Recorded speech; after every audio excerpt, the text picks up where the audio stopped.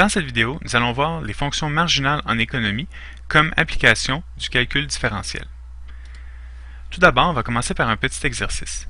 Disons qu'on a une entreprise qui produit des cuisinières et la fonction de coût hebdomadaire en dollars pour produire X unités est donnée par C de X, donc en fonction du nombre d'unités, on a 6000 plus 300X moins 0,2X2. On a tracé la fonction suivante en rouge et une question qu'on pourrait se poser, c'est quel est le coût de production réel pour produire une cuisinière de plus, sachant que nous en produisons déjà 100 par semaine? Donc, on en produit déjà 100, ça nous coûterait combien en produire une de plus? Donc, on est ici, on veut en produire une seule de plus. On pourrait calculer le coût à 101, donc on remplacerait 101 dans la fonction x par 101, moins le coût à 100. Donc, ça nous donnerait la différence entre les deux, donc le coût de production pour une de plus. Je pourrais réécrire ce qu'on vient d'écrire ici, je pourrais le réécrire d'une autre façon sans modifier mon problème en disant ben, c'est le coût à 101 moins le coût à 100 divisé par 1. J'ai le droit de diviser par 1 sans problème. Mais le 1 ici, on remarque que c'est la différence entre 101 et 100. Donc 101 moins 100, ça nous donne bien 1. Donc on peut réécrire le problème de la façon suivante. On a le coût à 101 moins le coût à 100 sur 101 moins 100. Et qu'est-ce que ça veut dire? Ça, c'est un taux de variation moyen, le TVM, taux de variation moyen, entre 100 et 101. La donnée à x est égal à 100 et 101. Donc, ça nous donne un taux de variation moyen. On va calculer ce taux de variation moyen. On remplace le x par 101 et le x par 100 dans ma fonction de coût pour obtenir 259,80. C'est le coût c'est ce que ça va me coûter pour produire une cuisinière de plus, sachant que j'en produis déjà 100. Donc, pour produire la 101e, c'est le coût réel de production que ça va coûter à l'entreprise. Maintenant, toujours dans le même problème, toujours dans la même entreprise, avec la même fonction, on pourrait se poser quel est le taux de variation instantanée, aussi connu sous le concept de dérivée, ou pente de la tangente à la courbe, du coût de production de cuisinière, sachant que nous en produisons déjà 100 par semaine. Donc, qu'est-ce qu'on va faire? C'est qu'on a le graphique ici. On va regarder à 100. Je vais tracer un point à 100 ici sur ma courbe. Et je vais regarder la droite tangente à la courbe, en ce point-ci. Et ce que je vais faire, c'est que je vais calculer le taux de variation instantanée, comme je vous l'ai dit tantôt, aussi connu sous le nom de dérivée. Donc, je vais calculer la pente de la tangente en calculant la dérivée en ce point. Donc, ce que je vais faire, c'est que je vais tout d'abord calculer C' de x, ma fonction de coût, je vais la dériver. Donc, ici, la constante donne 0 quand on la dérive, 300x va me donner 300, et moins 0,2x2 va me donner moins 0,4x. Et tout ce que j'ai à faire, c'est remplacer à 100. Le taux de variation à 100 va me donner 260 $. Qu'est-ce qu'on constate? On constate que, en comparant les deux résultats, on constate que le taux de variation moyen entre 100 et 101 est 259,80 alors que le coût de variation instantanée à 100 est de 260 $. On constate que les deux résultats sont très près l'un de l'autre. Le taux de variation moyen. Normalement, la façon de le calculer, on prend une certaine valeur et on additionne, à partir de cette certaine valeur, on va additionner plus h. Plus h, c'est une quantité. Dans ce cas-ci, de 100 à 101, notre h vaut 1. Pour passer de 100 à 101, notre h vaut 1. Et là, on a la fonction suivante. Ça, c'est le taux de variation moyen entre deux valeurs. C'est la différence des y sur la différence des x. Donc, le coût à 100 plus h, dans notre cas, c'était le coût à 101, moins le coût à 100, sur 100 plus h moins 100. Mais dans le fond, ça, c'est la valeur en x ici, moins la valeur en x au départ. Nous donne C de 100 plus H moins C de 100 sur H, parce que les 100 vont s'annuler ici, là, on va avoir 100 moins 100, donc il va rester H. Et dans notre cas, à nous, le H, je vous le rappelle, il était égal à 1. Mais une unité sur une production, quand on en produit beaucoup, une unité, c'est pas beaucoup. Donc, pour passer de 100 à 101, une seule unité parmi toute la production, c'est pas beaucoup. Donc, le pourcentage est très faible de la production. On pourrait le voir comme la dérivée. Dans le fond, la dérivée, c'est quoi? C'est une limite lorsque le h, dans le fond, la différence entre les deux x, donc la différence entre le 100 et le 100 plus h, devient très petite. La distance entre les deux devient très petite. Ce qui veut dire qu'on va avoir le coût à 100 plus h, moins le coût à 100, divisé par h, que nous autres, on avait le coût à 100 et 101, mais comme je vous l'ai dit, le 101 est très près du coût à 100, parce que les deux sont très près l'une de l'autre. Dans le fond, le h est très petit par rapport à toute la production. Et là, qu'est-ce qu'on constate? C'est que le taux de variation moyen est presque, on peut faire une approximation par la dérivée, parce que notre h est près de 0. Le h est égal à 1 dans notre cas, mais 1 par rapport à toute la production, c'est pas beaucoup. Donc, c'est près de 0. Et là, on peut faire une approximation à ce moment-ci par C' de 100.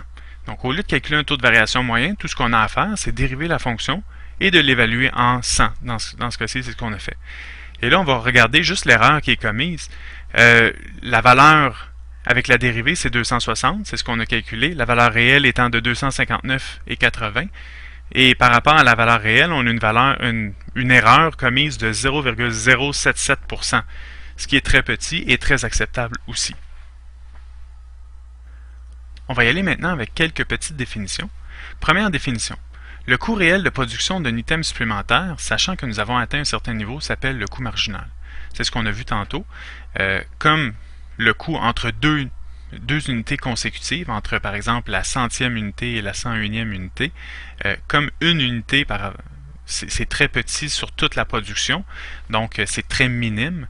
À ce moment-ci, l'approximation qu'on pourrait se servir, au lieu de faire un taux de variation moyen, ou au lieu de faire la soustraction entre les deux, tout ce qu'on a à faire, c'est se servir de la dérivée. Donc on dérive le coût, et c'est ce qui va nous servir d'approximation. Comme on l'a vu, l'erreur était assez mince, assez petite. Deuxième définition, on le fait pour le coût, on peut le faire pour le revenu. Le revenu réel obtenu en vendant un item supplémentaire, sachant que les ventes ont atteint un certain niveau, s'appelle le revenu marginal. Donc le même concept, mais pour le revenu. Donc pour la vente d'un item supplémentaire, les revenus qui vont être engendrés. Et à ce moment-ci, on peut aussi utiliser R' de X comme approximation. Troisièmement, on a, si ça fonctionne pour les revenus, ça fonctionne pour les coûts, ça va fonctionner aussi pour le profit. Et c'est quoi le profit? C'est les revenus moins les coûts. Donc le profit réel obtenu en produisant un item supplémentaire et en le vendant, sachant que la production et les ventes ont atteint un certain niveau, s'appelle le profit marginal. Le profit marginal donne une approximation valable du profit ou de la perte engendrée par la vente du X plus unième item, sachant que le XM a été vendu. Donc, nous, dans le fond, c'est si on calcule P' de X, donc la dérivée, dans le fond, qui est, dans le fond, la dérivée de R moins la dérivée de C, donc la dérivée du revenu moins la dérivée du coût, P' de X va nous donner le profit pour l'item suivant, pour la production de l'item suivant. Donc, si P' de 3, ça serait pour la production du quatrième unité. P' de 100, ça serait pour le 101e unité. On va regarder un exercice maintenant, un autre exercice. Supposons que le prix P en dollars d'une cuisinière est donné en fonction de la demande X en suivant la fonction suivante. Donc ici, on a la fonction de prix. Le prix est donné en fonction du nombre d'unités et d'unités demandées. Calculons le revenu marginal lorsque les ventes sont présentement de 100 unités. Donc le revenu marginal. Ce qu'on va faire, tout d'abord, pour calculer le revenu, c'est le prix fois le nombre d'unités qu'on va avoir vendues. Donc, chaque unité a un prix. Donc, le nombre d'unités fois le prix va nous donner le revenu engendré par ceci.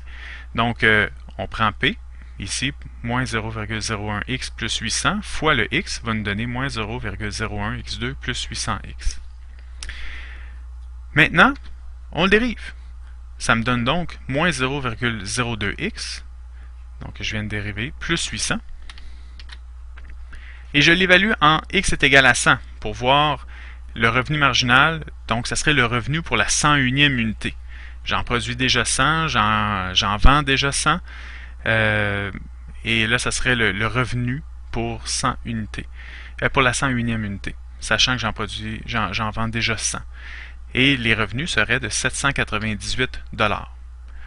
Par comparaison, on va le faire avec le taux de variation comme on l'a fait tantôt. Donc, le revenu à 101 moins le revenu à 100, Et vous voyez, ça nous donne 797 et 99. 797 et 99 ou 798, on s'entend que c'est très très près. Là. On est à 1 cent près. Donc l'approximation est très bonne. Prochain exercice, ben là, on a fait le revenu, on a fait le coût. Ben la soustraction des deux va me donner le profit. Quel sera le profit marginal par la production et la vente de la 101e cuisinière? Ici, on suppose que la 100e cuisinière a été vendue. Okay? Donc, on a atteint un certain niveau. On dit qu'on a atteint un certain niveau. Donc, P de X, c'est quoi? C'est le profit, c'est les revenus moins les coûts. On prend la fonction de revenu qu'on a calculée tantôt, moins la fonction de coût. On soustrait les deux pour obtenir moins 0,19x2 plus 500x moins 6000. Je dérive cette fonction-ci. Donc, j'obtiens 0,38x plus 500. Je l'évalue en 100 pour avoir le profit, sachant que j'en produis et j'en vends déjà 100. Je veux savoir la vente de ma 101e va me générer combien de profit. Et là, à ce moment-là, ma 101e va me générer 538 $ en plus. Et on constate que j'aurais pu faire aussi les revenus R' moins C'. Dans les exercices précédents, j'aurais pu faire seulement R' moins C'. Et là, encore une fois, je vais juste faire la comparaison avec le profit marginal réel. Donc, P de 101 moins P de 100, ça me donne quoi? Bien, ça me donne ma fonction évaluée en 101 moins ma fonction évaluée en 100 ici. Et ça me donne 538 et 19, alors que j'obtiens 538. Donc, on est à 19 sous de différence. Et 19 sous de différence sur 538 $, c'est très peu. Donc, c'est une très bonne approximation, encore une fois. C'était donc les fonctions marginales en économie où on peut utiliser du calcul différentiel et c'est ce qui met donc fin à la présentation.